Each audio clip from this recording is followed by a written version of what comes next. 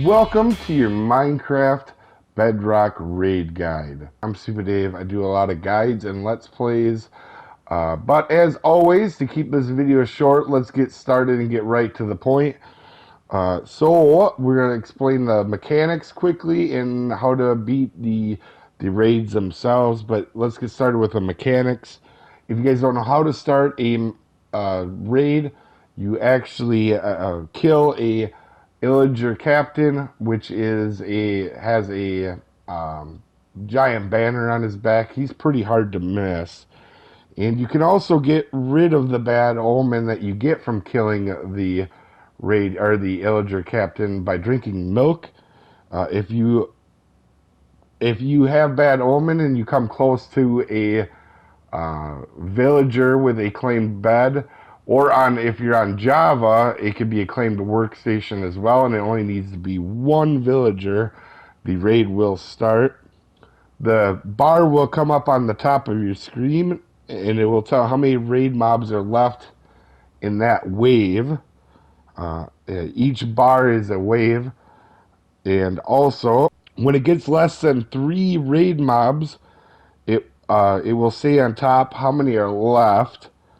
And for the waves, if you play on easy mode, there will be 3 raid waves. If you play on normal, there will be 5 raid waves. In hard mode, there is 7 raid waves. Now, if you're on Java, you can actually make this be more by stacking your captain kills.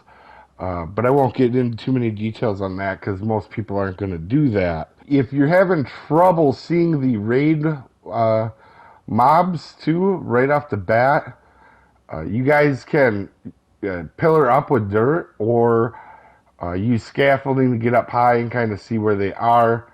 A lot of times they'll be close by. That being said, though, sometimes the raid mobs will get stuck in caves, and if you can't find them, the raid will actually eventually quit. It does take a while, but it will actually quit. Also, if the villager or the villagers that the raid is targeting dies, the raid will also end too. This is something I didn't know until I actually had it happen to me. And for weapons, guys, this is kind of a big one. It depends on your play style, but for me, I use a shield and sword.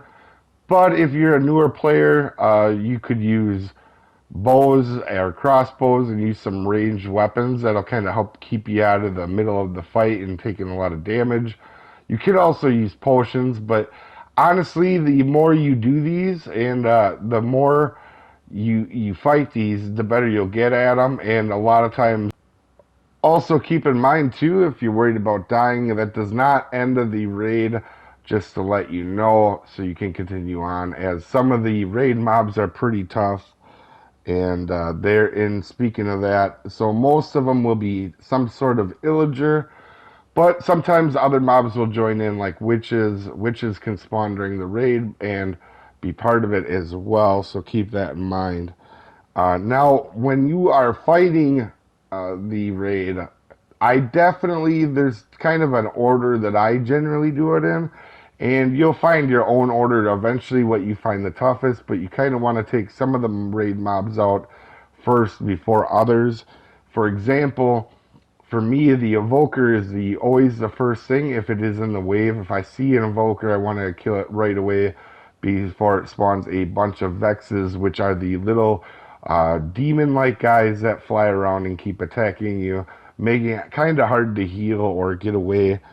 And the second raid mob I normally go after pretty hard is the Ravager, and the reason for that is they do quite a bit of damage, and also the reason they're not normally the first thing is because you can actually hide in a small area and damage them, and they can't hit you because they take up so much room. I believe it's a 3x3 space that they take up, so if you get into a smaller area, you can just sit and hit them. But like I said, with shields, they're not too bad. A lot of these aren't too bad if you do carry a shield with you. The third raid mob I go after if I see it pretty early is the Vindicator. And if you don't know what them are the guys carrying the axes. They do a ton of damage. And then after that, I just go after the rest of the mobs. Illagers, the guys with the crossbows, are normally what I focus on last because they don't have a tendency to do a ton of damage. Once you have beaten all the waves in whatever fashion you wish to do so, like I said, I recommend crossbows or bows or a shield and sword, preventing to take you damage. But however you do end up decide to do it, once you get completed with it, you will get Hero of the Village, which is a status effect that will, while it's active, give you major discounts with villagers. So I recommend having trades ready if you know you are going to be doing a raid soon. Hopefully this guide helps you out and you consider subscribing. I do guides and Let's Plays, and my guides are always right to the point. I don't make them a certain length for ads or drag them on longer than they need. But hopefully this helps you out, guys. Have a wonderful day. We'll see you next time.